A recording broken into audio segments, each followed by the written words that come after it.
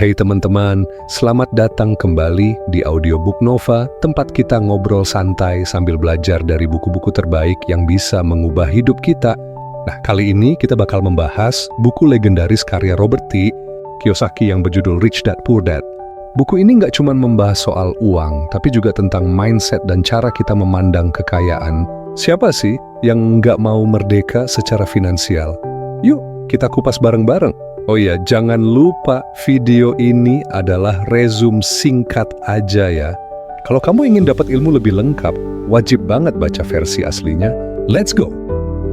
Bagian 1. Apa itu Rich Dad Poor Dad? Buku Rich Dad Poor Dad ini menceritakan pengalaman pribadi Robert Kiyosaki tentang dua figur ayah dalam hidupnya. Ada ayah kaya, yaitu ayah dari sahabatnya, yang memiliki kebiasaan dan pola pikir yang berbeda soal uang.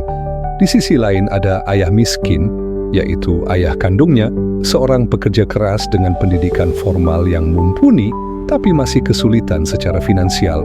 Nah, dua figur ini memberikan pelajaran hidup yang berharga dan sangat kontras. Ayah kaya berpikir seperti orang kaya, uang bekerja untuk kita. Sedangkan ayah miskin, seperti kebanyakan orang berpikir kita harus bekerja keras untuk uang. Bagian pola pikir kaya versus pola pikir miskin. Menurut Kiyosaki, perbedaan utama antara orang kaya dan orang miskin terletak pada mindset mereka. Orang kaya tidak fokus pada gaji besar atau pekerjaan tetap, tapi lebih kepada membangun aset yang bisa menghasilkan pendapatan pasif. Di sisi lain, banyak orang dengan pola pikir miskin hanya berpikir soal keamanan finansial jangka pendek, seperti mendapatkan pekerjaan yang mapan atau mengejar gaji bulanan. Nah, disinilah kita mulai paham, teman-teman, kalau pendidikan keuangan itu jauh lebih penting daripada sekadar pendidikan formal. Kita butuh ilmu tentang cara kerja uang dan bagaimana mengelolanya. Bagian 3, asset versus liabilitas, kunci utama. Ini dia poin penting dari buku ini, aset dan liabilitas. Apa sih bedanya? Aset itu sesuatu yang memasukkan uang ke dalam kantong kita, sedangkan liabilitas adalah sesuatu yang menguras uang dari kantong kita. Contohnya, rumah yang kita beli untuk disewakan itu adalah aset karena menghasilkan pemasukan. Tapi kalau kita beli rumah dengan KPR yang besar hanya untuk ditinggali, itu jadi liabilitas. Orang kaya selalu fokus membeli aset yang bisa bekerja untuk mereka, seperti properti, bisnis, atau investasi. Di sisi lain, orang miskin dan kelas menengah sering terjebak membeli liabilitas dengan harapan kelihatan kaya di mata orang lain. Jadi, mulai sekarang, yuk lebih kritis soal kemana uang kita pergi. Bagian 4, pentingnya literasi keuangan. Kiyosaki juga menekankan pentingnya literasi keuangan, yaitu kemampuan memahami cara kerja uang dan bagaimana membuatnya tumbuh. Sayangnya pendidikan formal seringkali nggak mengajarkan hal ini. Kita diajari untuk menjadi pekerja yang baik, tapi jarang diajarkan cara menjadi pemilik aset. Misalnya, pernahkah kita belajar tentang investasi, kewirausahaan, atau mengelola pajak saat sekolah? Nah, disinilah peran kita untuk terus belajar, teman-teman. Mempelajari cara membaca laporan keuangan sederhana, memahami arus kas, dan mengenali peluang investasi adalah kunci untuk mencapai kebebasan finansial. Bagian 5, mengatasi ketakutan dan ketamakan. Kalau kita bicara soal uang, dua emosi sering muncul, ketakutan dan ketamakan. Takut rugi bikin kita nggak berani mengambil risiko. Misalnya, kita nggak mau belajar investasi karena takut kehilangan uang.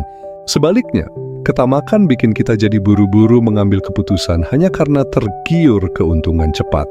Kiyosaki mengingatkan bahwa untuk menjadi kaya, kita harus bisa mengatasi kedua emosi ini. Jangan takut gagal, tapi belajar dari kegagalan.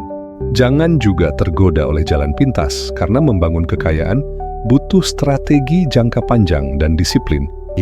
Bagian 6, jangan bekerja untuk uang, tapi belajar membuat uang bekerja untuk kita. Nah, ini salah satu pelajaran paling menarik dari ayah kaya. Jangan hanya bekerja untuk uang.